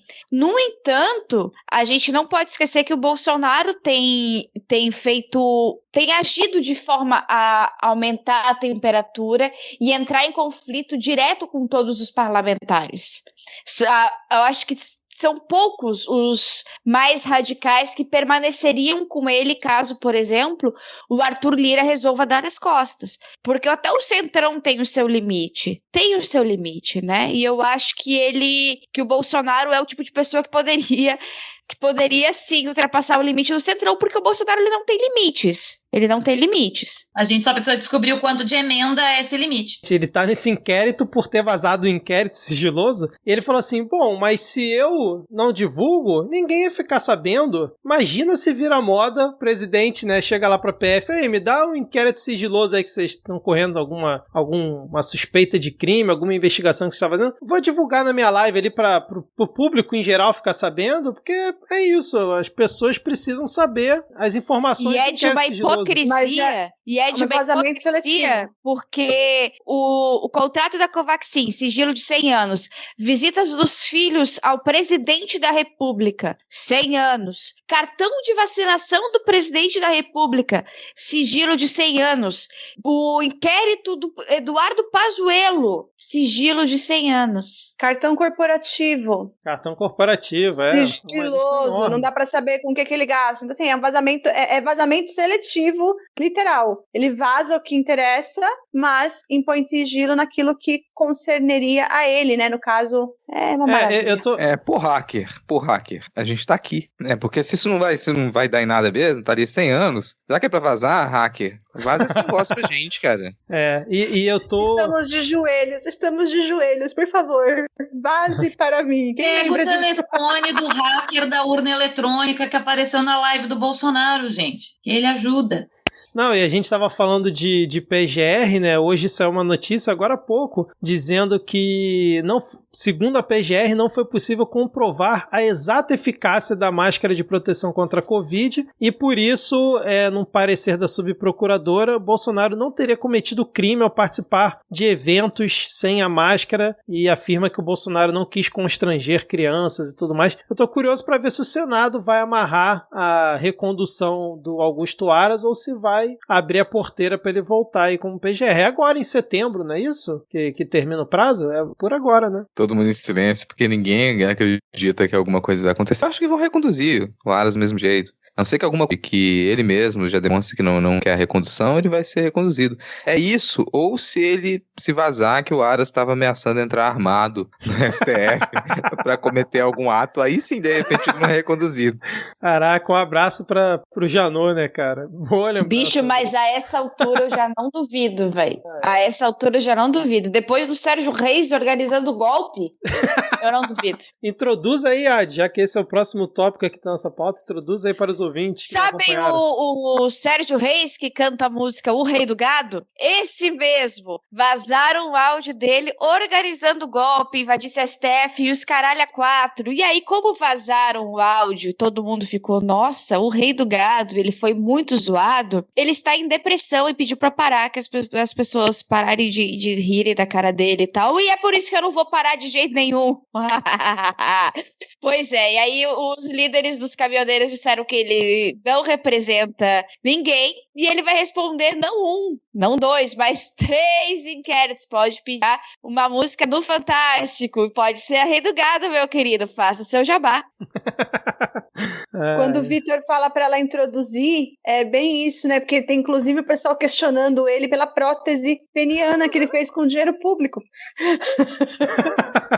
Aí me pergunta assim, não é pra rir de mim, querido.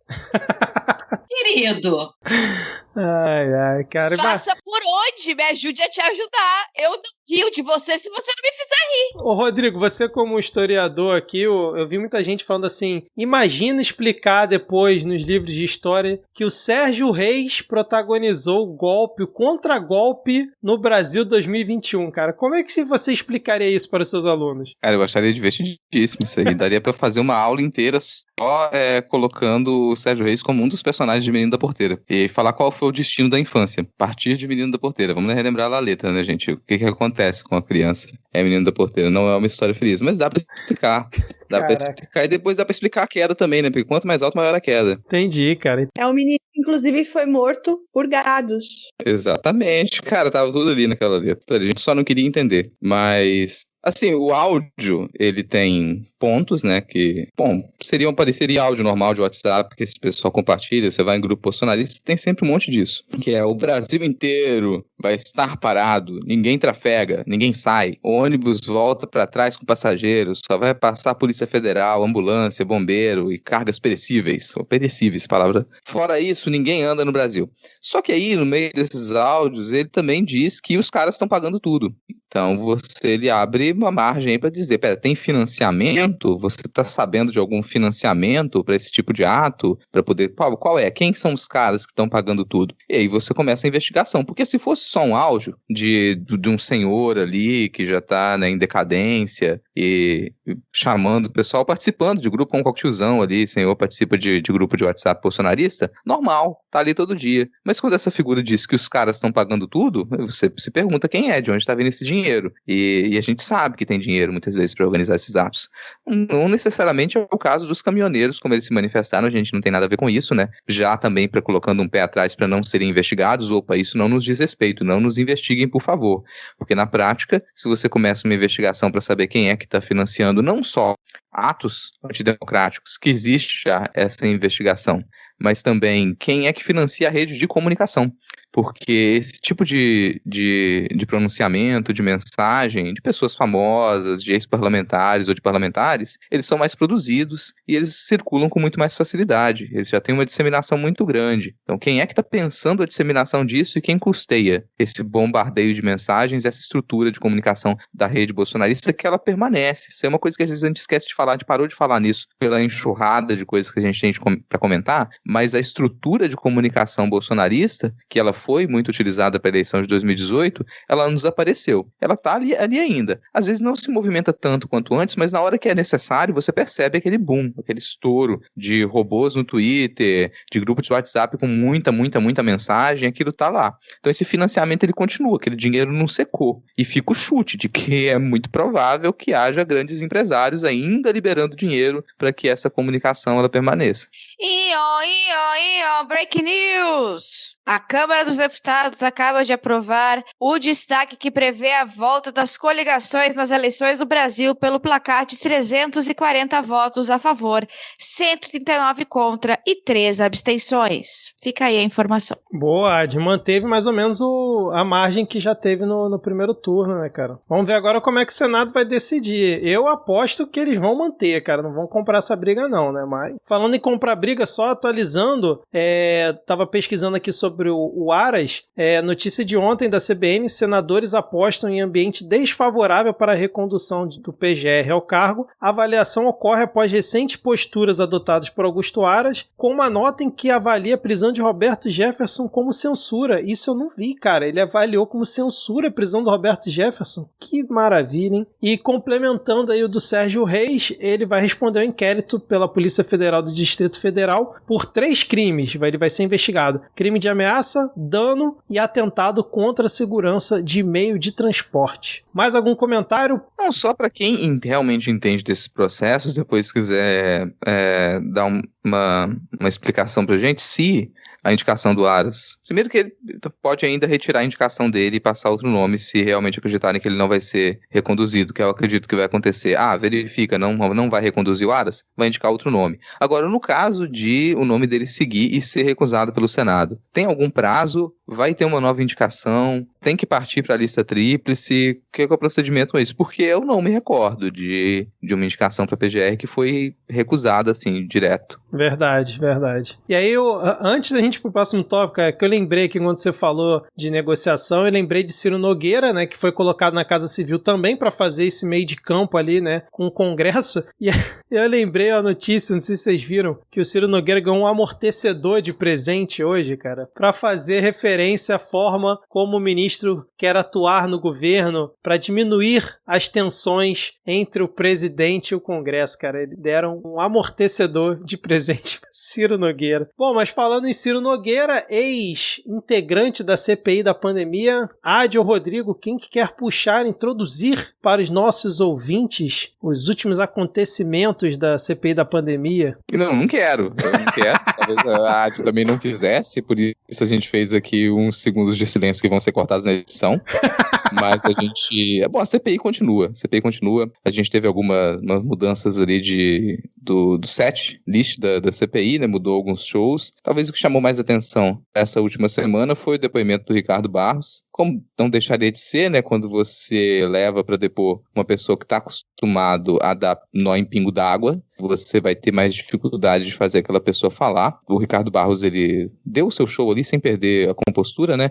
Achei divertido até, porque são aqueles momentos em que a CPI vira uma grande algazarra, as pessoas começam a gritar umas nas outras. Eu acho que aquelas cadeiras devem ser fixas, porque se não fossem fixas, alguém já tinha levantado uma cadeira daquela e jogado no coleguinha. Isso não aconteceu ainda, pode acontecer, mas Paola, você tá aí, né, se estressando com a CPI, como é que você acompanhou essa última semana? Como eu acompanhei Ricardo Barros, no caso ele mentiu 3 vezes em 1 hora, né, gente? Em 1 hora, ele conseguiu mentir 3 vezes em 1 hora, né? Isso o próprio Randolph colocou em várias coletivas já, né?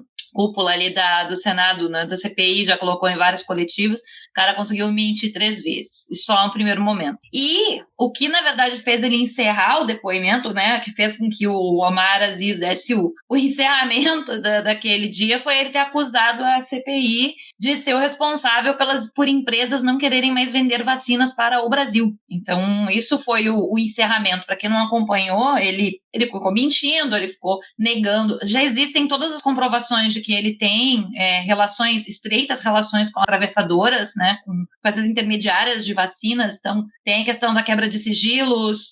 Segundo a informação que tem na imprensa, nessas quebras de sigilo já se mostrou que ele teve ligações telefônicas com algumas dessas pessoas envolvidas nesse processo todo, então desde o tiozinho lá da Senai e por aí vai. E ao mesmo tempo, ele ficou falando tudo isso, ficou dando essa tentativa de dar um nó na galera da CPI, evitou responder alguns dos questionamentos do Renan Calheiros, tangenciou muito as questões dele e chegou num determinado momento em que ele decidiu acusar a CPI. Então ele quis dizer que a forma agressiva com que os senadores estavam lidando com essas intermediárias é que estava fazendo com que os laboratórios não quisessem mais. Então ele tentou colocar a culpa na CPI por terem quebrado com a CanSino ter quebrado com a Belcher, da Covaxin não ter dado certo, enfim, ele tentou colocar da Sputnik não ter dado certo, então tudo ele tentou colocar no colo da CPI. O fato de serem empresas intermediárias, de ter valores muito mais elevados que comprando do próprio laboratório, o fato de ter tráfico de influência, não só da parte dele, tudo isso foi descartado e a culpa é da CPI. Então, teve um bate-boca ali entre os senadores, como disse o Rodrigo, as cadeiras devem ser fixas, porque eu acho que Simone Tebet teria jogado aquele dia uma cadeira no Barros com toda certeza, porque ela ficou muito brava. Bate-boca entre os governistas também, porque os governistas, na verdade, não queriam que o Ricardo Barros fosse depor. Não naquele momento, eles queriam que o Ricardo Barros tivesse feito essa oitiva no começo. Então, logo que o nome dele foi citado pelo Luiz Miranda, os governistas queriam que ele viesse, até para que ele pudesse trazer como diz o Chapatinho, né, a narrativa dele, sem ter mais provas a respeito. Então, fosse realmente, ele pudesse usar a CPI como um pau. E acabou que o G7 não aceitou, quis dar mais um tempo para as investigações aprofundarem mais, para eles terem mais provas contra o Ricardo Barros, que já tem, e chamaram o cara, né? E foi isso que aconteceu. O cara mentiu, ele não, em momento algum, ele quis responder com clareza os questionamentos todos. Ele acusou a CPI o tempo inteiro, então ele atacou a Mara Aziz, ele tentou colocar a culpa de Manaus no colo só do governo amazonense, tirar do colo do governo federal. Ele disse que queria que o Pazuello tivesse continuado sendo ministro da Saúde, que o Pazuello estava fazendo um excelente trabalho. Bom, se você pensar em matar pessoas é um bom trabalho, realmente ele estava fazendo um excelente trabalho, né? Se essa era a missão, matar brasileiros, ele conseguiu. E, enfim, né, uma infinidade de coisas. E também questionaram ele a questão das vacinas, porque ele é um negacionista das vacinas. Ele disse muitas vezes que ele não iria tomar, ele disse muitas vezes que ele era contra a Coronavac, ele se posicionou muitas vezes contra a Sputnik também, por ser de origem russa. E mesmo assim ele continua negando tudo isso, né? Continua dizendo que não era. Vale dizer que ele foi desmentido pelas farmacêuticas ao vivo. As farmacêuticas disseram, a Barat falou que não, que encerrou o contrato com a Precisa porque percebeu que foi apresentado ao governo federal do Brasil um documento falso, portanto não tem como continuar com um contrato assim em nenhum lugar.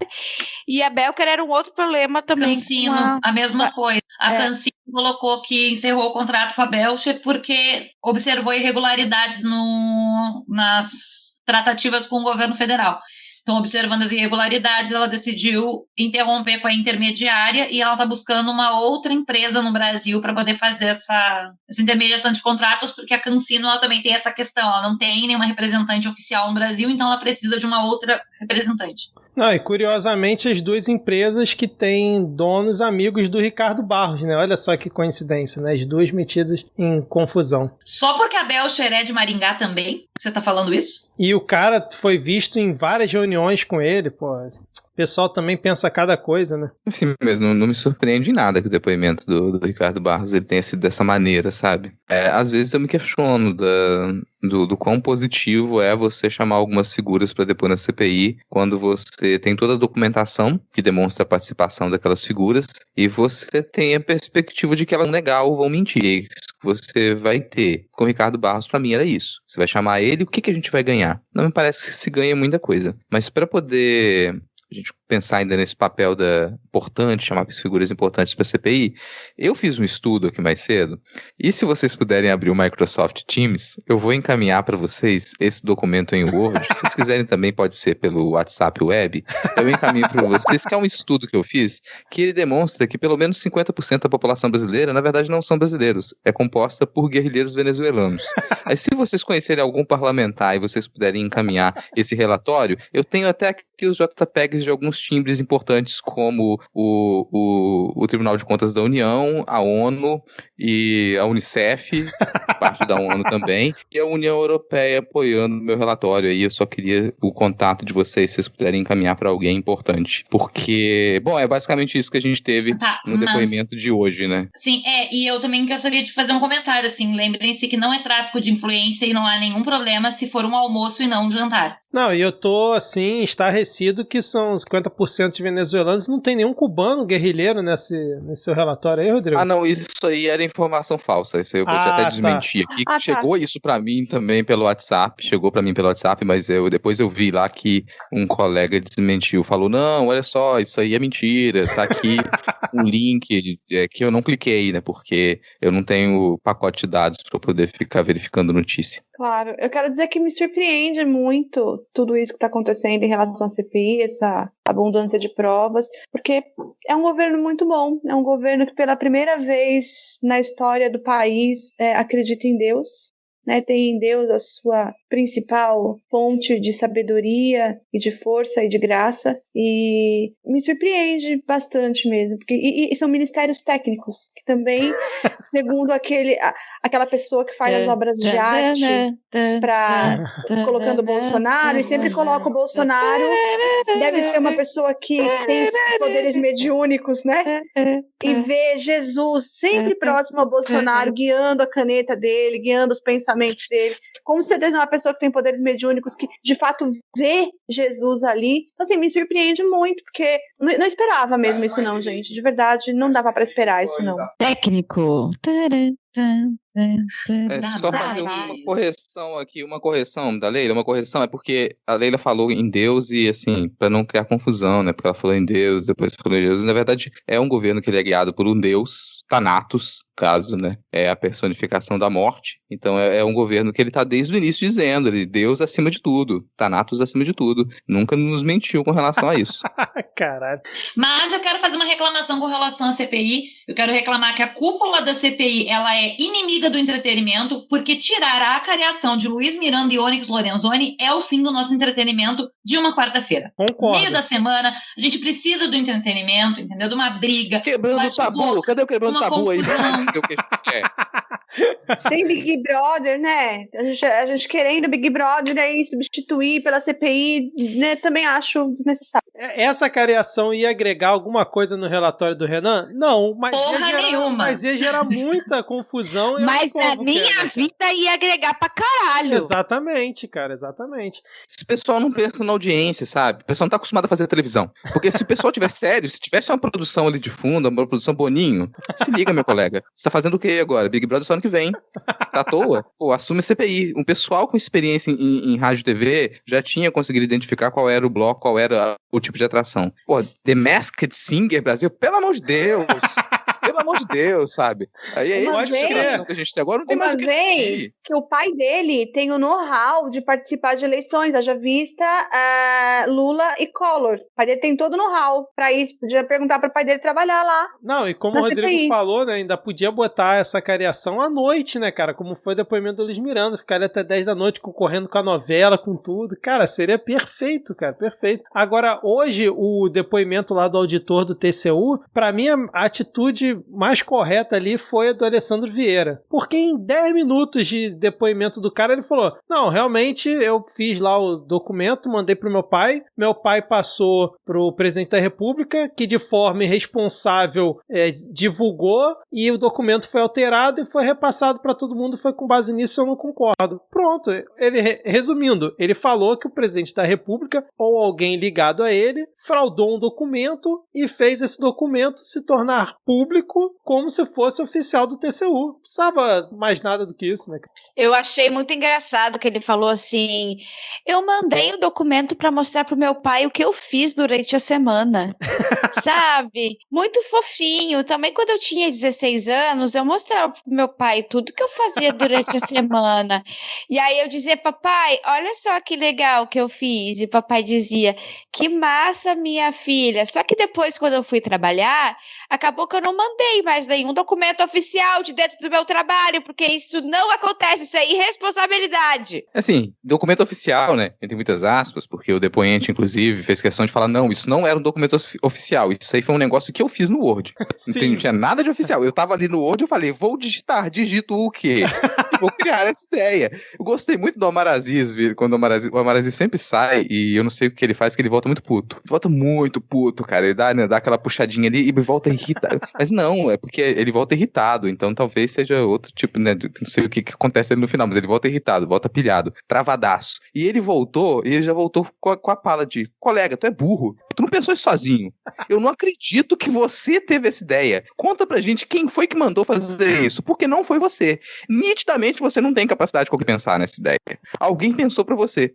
Foi, cara, esse tipo de momento da CPI eu adoro, porque não fala com todas as palavras, você é burro, mas é como se dissesse, porque é só uma pessoa muito burra, muito tapada pra ter cometido um crime que envolve a sua família, envolve o presidente da república, e você vem na CPI e fala, é isso mesmo. Não, ele não só falou, como ele reforçou e botou tudo na conta do pai, né, cara? Ele fez o possível pra botar tudo na conta do pai. Ele fez questão de fazer Deus, isso. pátria e família.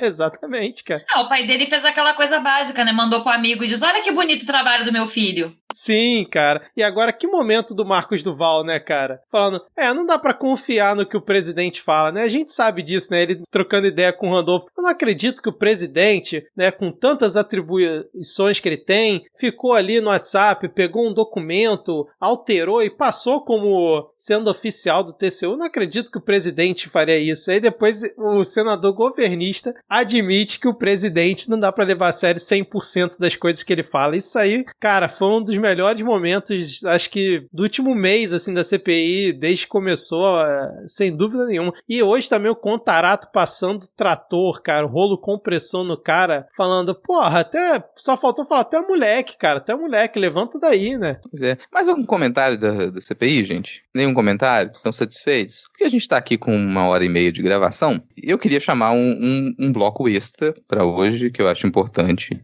O nome do bloco vai ser um pouquinho engraçado, mas a pausa não é nada engraçada. A gente normalmente trabalha aqui com o cenário nacional, mas acho que hoje vale a gente comentar um pouco do cenário internacional. Então, mesmo sem vinheta, eu quero chamar aqui o bloco do A Distância.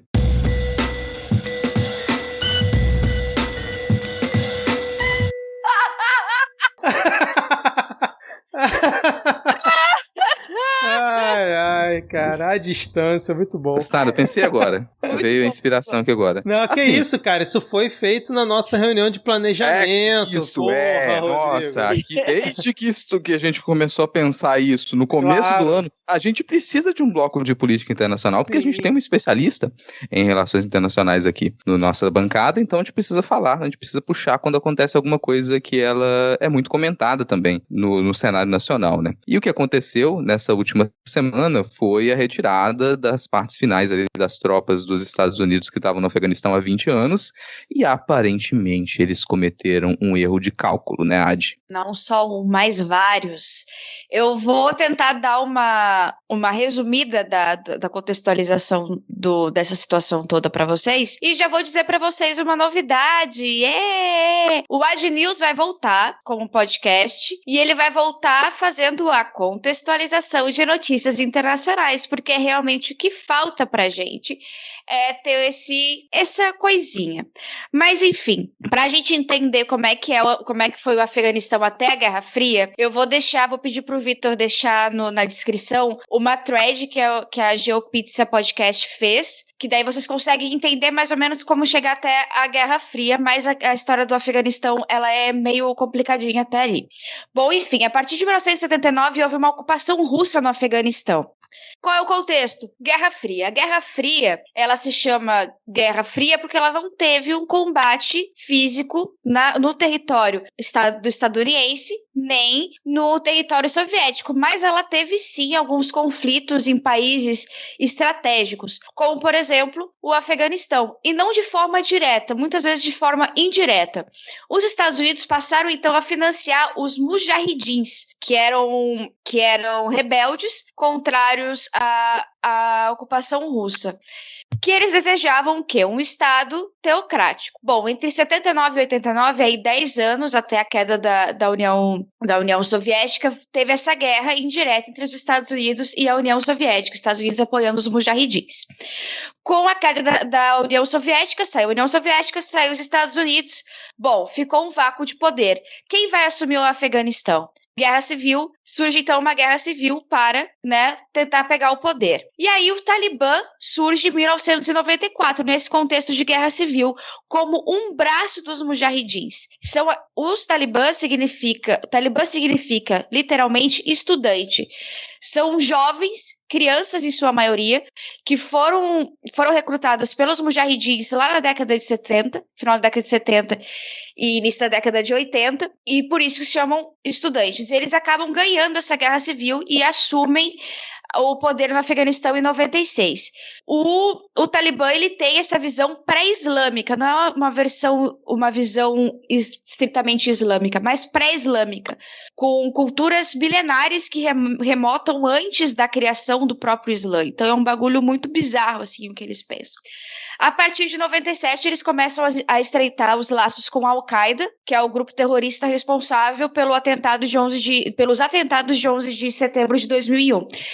E foi logo no mês seguinte, em outubro de 2001, que os Estados Unidos invadiu o Afeganistão. E em 13 de novembro de 2001, o Talibã caiu. Com essas mudanças todas, o Bush filho, George Bush filho, que era presidente do país na época, tinha prometido sim democracia e liberdade. Quais eram os problemas que foram encontrados lá? Os países vizinhos ao Afeganistão, eles têm sentimentos anti-americanos. Eles não são apoiadores dos Estados Unidos, e não eram apoiadores dos Estados Unidos. Na época, o Afeganistão tinha saído de uma guerra civil, então o país estava destruído, tinha uma escassez de recurso absurda. E qual era o sistema eleitoral do Afeganistão? O querido distritão, que a gente acaba de derrubar aqui, olha só, que é um dos fatores que deixa a política do Afeganistão tão complicada. Bom, pois bem, isso passou por vários presidentes, Barack Obama, como Joe Biden como vice-presidente, até a gente chegar no nosso querido Donald Trump, que é aí que começa a grande vergonha pública, porque até então as vergonhas elas eram escondidas, eram crimes de guerra que somente os esquerdistas e os comunistas falavam que eram crimes de guerra. A partir da entrada de Donald Trump é que a gente começa a ver os erros estratégicos. Bom, foi Donald Trump que começou as negociações com o Talibã e deu legitimidade ao grupo.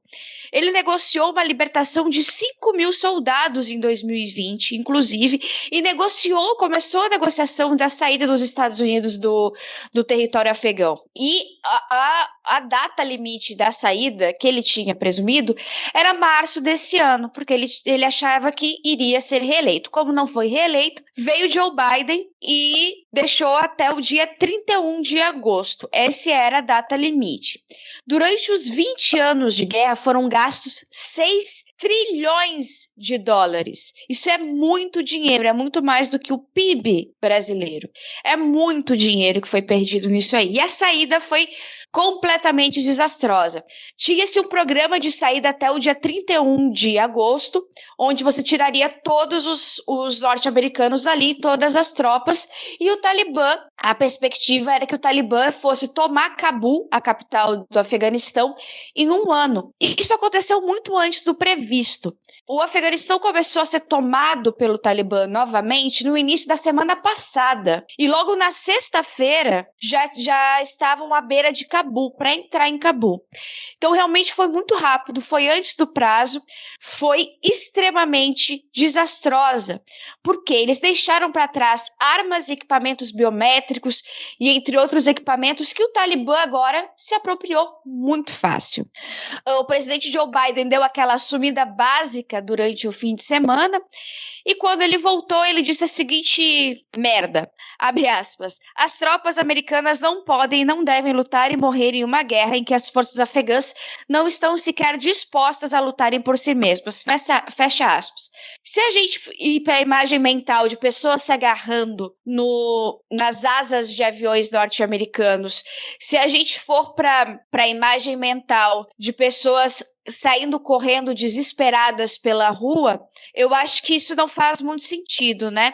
Pois então, aí abriu-se um vácuo de poder numa região extremamente estratégica. O Afeganistão, ele é estratégico geopoliticamente, né? E o que acontece no meio de uma Guerra Fria 2.0, que ninguém vai assumir que é Guerra Fria 2.0, a Rússia e a China veem uma oportunidade, um vácuo de poder. E aí começam a tentar conversar com o Talibã, sendo os primeiros estados, as primeiras nações a quererem ter uma conversa com o Afeganistão, com o Afeganistão tomado pelo Talibã. Como eu falei, o Talibã ele tem uma visão pré-islâmica totalmente absurda de cortar pé e mão, de apedrejamento e adultério, mulheres não têm direito a nada, e um grupo de mulheres extremamente corajosas hoje saíram às ruas para variar sozinhas, nenhum homem ao seu lado, só mulheres protestam contra a sua retirada de direitos.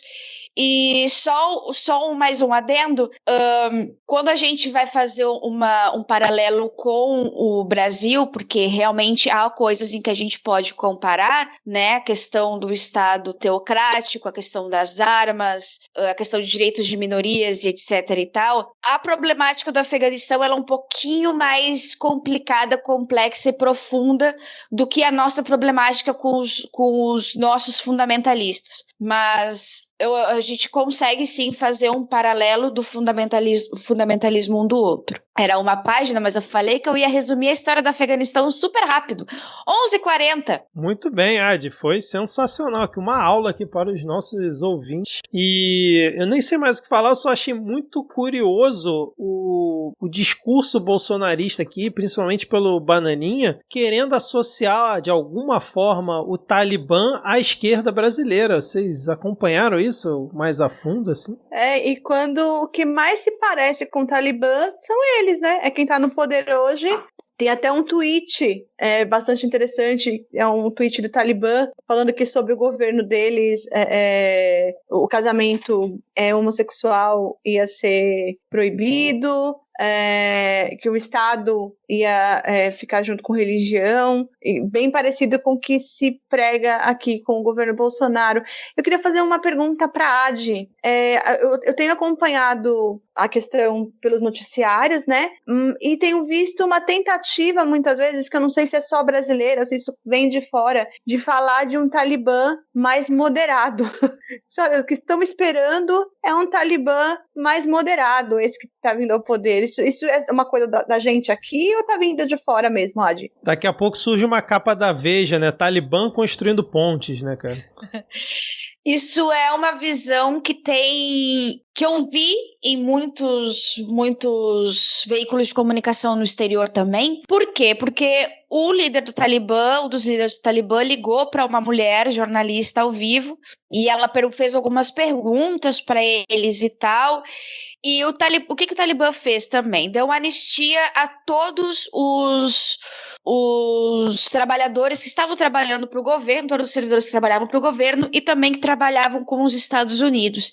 E pediu para que todos esses servidores voltassem a trabalhar, incluindo mulheres. Então, de certa forma, se você voltar para 1995, né, para o pensamento de 1995, há um certo avanço. Mas é um avanço muito pequeno, que você não tem como você dar uma relevância e dizer que você espera um Talibã mais moderado. Isso não existe. Você espera um Talibã modernizado, com certeza. Eles estão no Twitter, eles estão no Facebook, no YouTube, eles essa geração nova dos líderes que vão tomar conta agora do Afeganistão é uma geração nova que era criança em 1995, então que já tem uma aproximação um pouquinho maior com o Ocidente, então se tenta plantar uma esperança de que não vai ser tão ruim, porque de fato, quando o Talibã dominava o Afeganistão na década de 90, a situação era deplorável, a gente tinha imagens deploráveis. A esperança é que não se tenha tantas imagens deploráveis e que se tenha uma coisa um pouco mais leve, mas não é tão leve assim como tentam passar, ainda assim é o Talibã. E tem uma coisa que às vezes as pessoas vão ter dificuldade de entender, e com razão. Para quem acompanha a Al Jazeera e alguns jornalistas que estão lotados lá e que estão acostumados com o contexto, o Talibã ele não segue a estrutura que a gente está acostumado de liderança de partido político, ou mesmo das facções que a gente às vezes aqui na América Latina está mais habituado, né, com essa estrutura de facções.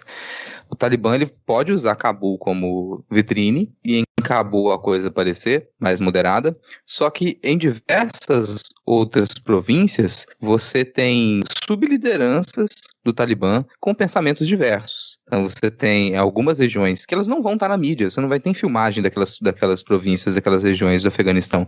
Você não vai saber o que está acontecendo lá. Então a gente só vai ter imagem de Cabul, que é o que está acontecendo desde que eles tomaram Cabul, praticamente é quando a gente começou a ter imagem. A gente tinha relatos do que estava acontecendo no restante do país, muito difícil encontrar filmagem. Depois que eles chegaram em Cabul, aí isso ficou mediatizado. Ficou mais fácil de acompanhar as imagens do aeroporto e tudo mais, dentro do Palácio de Governo, deles invadindo. Eu acredito que é isso que vai acontecer. Cabul vai ser uma vitrine, isso vai parecer algo legítimo, mas no restante das províncias do Afeganistão a gente não vai saber o que está acontecendo, e apesar de existir uma liderança, tem uma centralidade que vai estar em Cabul para o Talibã, isso é muito diversificado. Não segue essa estrutura de partido, de organização política que a gente está habituado.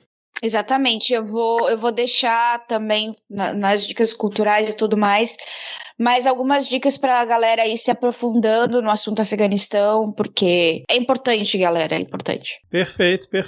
Eu só achei muito curioso também o embaixador da Rússia, acho que foi na reunião da ONU, né, do Conselho de Segurança, ele, não, mas espera aí, gente, o Talibã entrou lá, não teve derramamento de sangue, não teve conflito, não teve nada, tá tudo tranquilo, tá tudo de boa, vocês estão exagerando no rolê aí. Bom, mas se ninguém mais tiver nada a acrescentar depois dessa aula que a Adi nos deu, os ouvintes já devem estar ansiosos pela volta do Adi News, agora repaginado, né, Adi? Vamos agora para as nossas dicas culturais e antes o nosso momento dos salves aqui. Então eu vou começar aqui pelo meu querido Morlock de Souza, que pediu para mandar um salve para o seu cachorro Bud Nelson. Força aí, Morlock. Essa situação que você tá vendo aí vai passar e vai dar tudo certo, cara. E a Marina Duarte Fonseca, ela é uma ouvinte assídua do Midcast, já mandou vários salves aqui. Ela pediu um parabéns para sua sobrinha, a Luísa Fonseca, que está fazendo 16 anos, ainda não ouve Midcast, mas gosta de diversas paródias, segundo a Marina mesmo me falou. Então vamos aqui, né, naquele clima, naquele parabéns bem especial para a Luísa no 3. 1, 2, 3.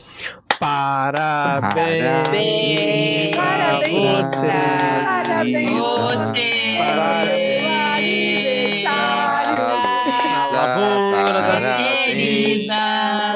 Parabéns para ela. Parabéns. Cuidado. Parabéns. O Gui de Castro achou muito massa que a Ilha das Profs está aqui. A gente também achou muito legal. Mandou um salve para elas.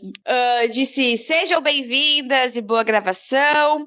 E mandou uma foto da gatinha se aquecendo no capô do carro. A gatinha dele, que agora eu fui ver aqui, que parece o meu gatinho demoníaco. É igualzinho o meu gatinho demoníaco. Eu espero que ela não seja tão peste quanto o meu gato, porque esse já destruiu vários armários. A @bicicleta, nossa querida bicicleta, Quer mandar um beijo para todos nós da bancada, diz que a gente é um amorzinho. Mandou um beijo para Leila, um beijo especial no coração da Paola, pois ela é parça demais. A Lele Riso falou um salve para todos os meus alunos e dizer que ouve o Midcast ganha 0,5 na próxima prova, fazendo muito mais pela educação brasileira que o ministro da Educação. E um salve também para Beatriz Falcão do Patada de Pantufa e para Keila Parente. Isso aí, a gente ainda não participou do Patada de Pantufa, olha aqui, vamos aproveitar para poder fincar, né, aquele pedido de participação. Ao vivaço, cobrança ao vivaço? É ao vivaço, cara. A Bia, né? Já foi aqui no nosso canal, mas né? Quem então... não foi no Ilha das Profs, né, cara? Ilha das Profs é estelar, né, cara? Recebe pessoas mais famosas aí da podosfera. É quase a Ilha de Caras, tudo. É isso, exatamente, Adi. Nossa, cara. O João Vitor, ele disse que ele quer mandar um abração de novo para a bancada do seu podcast do coração e um abraço para as professoras do seu coração que ele conheceu aqui graças ao Midcast. E como ele tinha prometido, ele mandou fotos aí dos gatos, o Pacato, o Agregado 2, a Agregada 1, e tem no post lá as fotos dos gatinhos. Os agregados foram adotados pelo Pacato, que ainda não conseguiu domesticar nenhum deles. É um trabalho em andamento. Tá lá as fotinhas dos bichos. Continuem a realizar esse trabalho aqui para finalizar o programa com a gente vendo bicho fofo. Falando em bicho fofo e em gato, o Denis Almeida disse aqui: gente, depois de um perrengue de quase 2 semanas, fiquei muito feliz com essa parceria.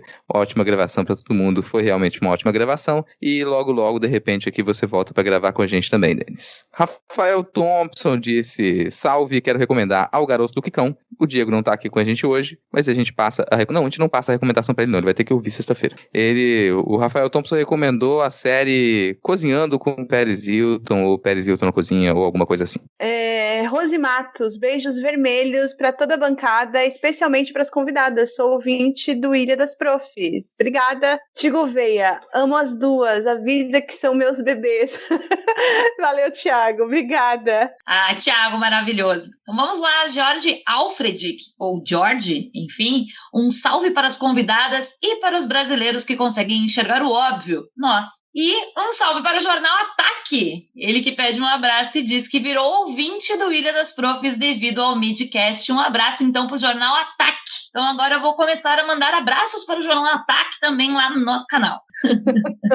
É muito bom, né, cara, essa entonação. Jornal Ataque, é sempre bom mandar um abraço pra ele. Bom, dicas culturais, eu como sempre não tenho dica, vou pegar a rebarba aqui da dica da Adi, indico o Geo Pizza Podcast, é um ótimo podcast que a Adi indicou a thread, então sigam vocês aí. Então, como eu tinha já dado uma pincelada, trouxe dicas culturais só sobre o Afeganistão. Se você quer uma coisa simples, rápida, essa thread aqui do GeoPizza Podcast sobre o Afeganistão é muito boa. Se você tem um tempo médio, esse episódio do O Assunto, sim, O Assunto, do G1, dessa vez com o Natuza Neri, fala sobre o Afeganistão na mão do Talibã. 30 minutinhos, tranquilo. Agora, se você quer um bagulho pesado, conteúdo, Xadrez Verbal, número 84, Fronteiras Invisíveis do Futebol, Afeganistão, e é isso aí. Rodrigo? Volta as minhas? Pô, tava até achando que ia ter mais, eu vi uma lista enorme aqui.